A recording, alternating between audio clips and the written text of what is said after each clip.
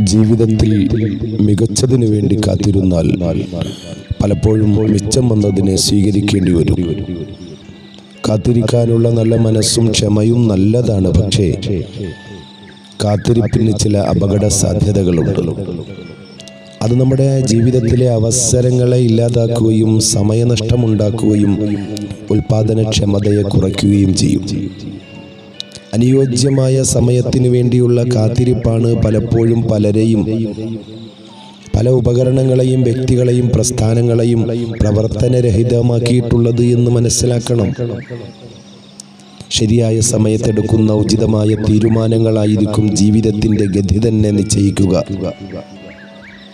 നല്ല നേരവും പറ്റിയ സമയവും നോക്കിയിരുന്ന് അമളി പറ്റുന്നവരാണ് നമ്മളിൽ ഭൂരിഭാഗം ആൾക്കാരും.